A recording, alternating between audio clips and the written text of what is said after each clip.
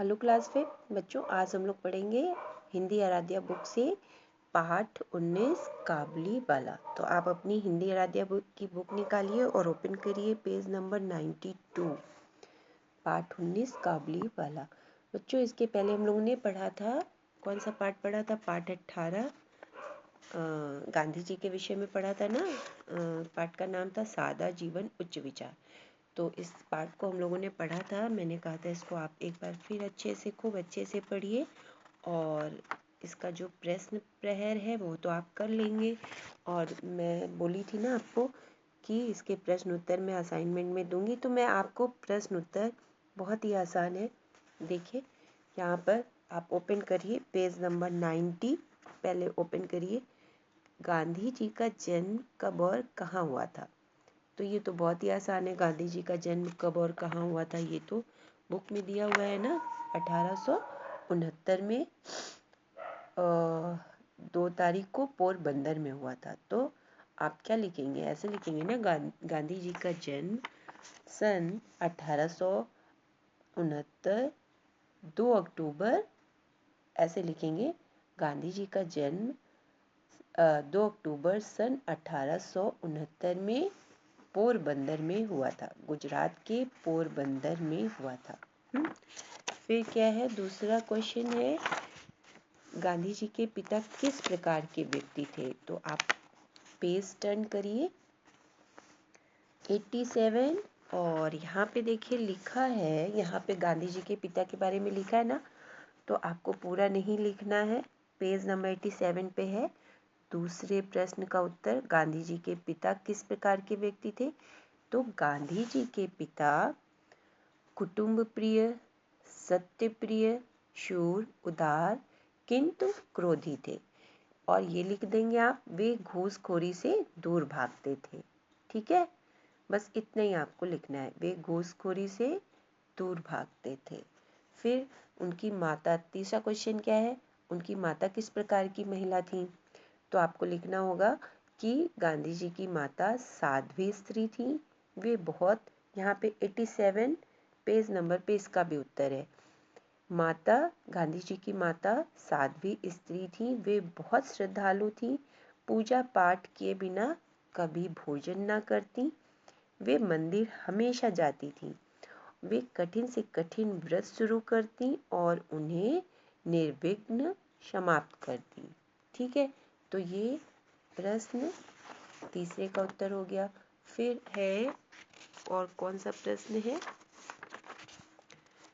गांधी जी का अपने शिक्षकों और बड़ों के प्रति कैसा व्यवहार था? तो गांधी जी का अपने शिक्षकों और बड़ों के प्रति आदर और सम्मान का भाव था। कैसा था व्यवहार?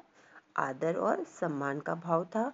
वे बड़ों की आज्ञा का पालन करना अपना कर्तव्य समझते थे। ठीक है, प्रश्न चौथे का उत्तर ये होगा, गांधी जी का अपने शिक्षकों और बड़ों के प्रति आदर और सम्मान का भाव था या व्यवहार था।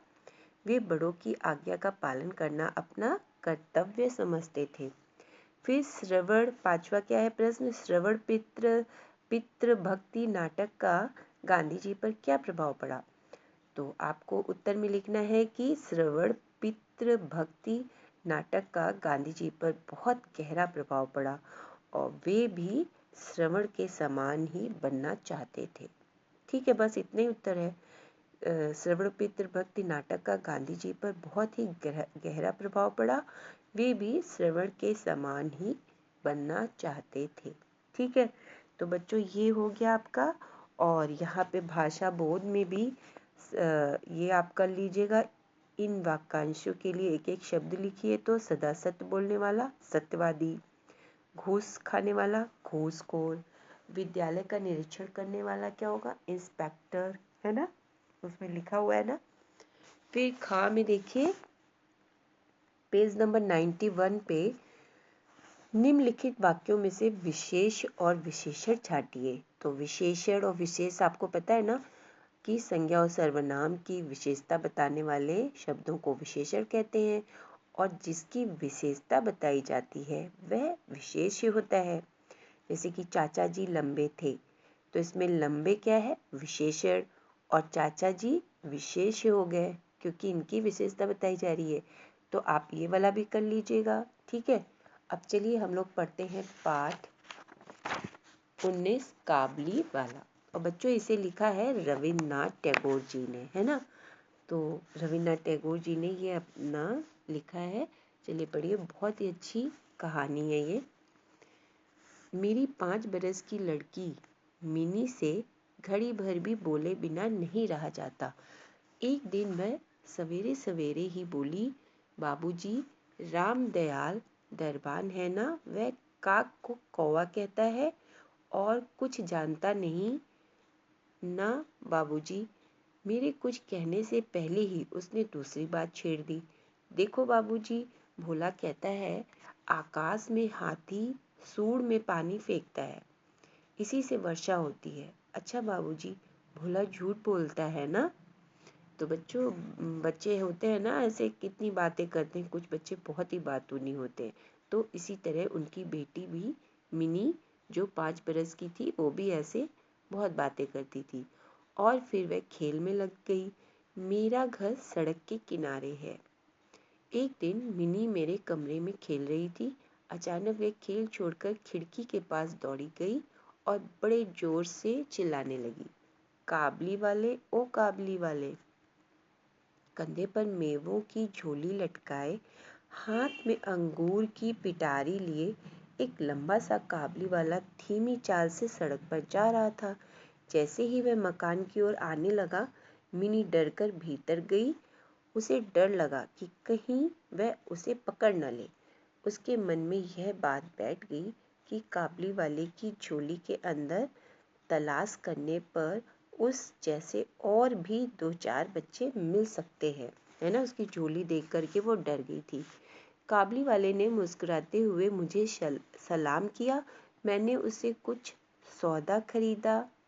फिर वह बोला, बाबू साहब, आपकी लड़की कहाँ गई। मैंने मिनी का डर दूर करने के लिए उसे बुलवा लिया। उन्होंने मिनी को बुला लिया।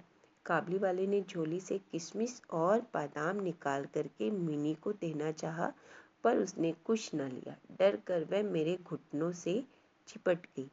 काबली वाले से उसका पहला परिचय इस तरह हुआ। कुछ दिन बाद किसी जरूरी काम से मैं बाहर जा रहा था। देखा कि मिनी काबली वाले से खूब बातें कर रही है और काबली वाला मुस्कुराता हुआ सुन रहा है। मिनी की झोली किशमिश बादाम से भरी हुई थी।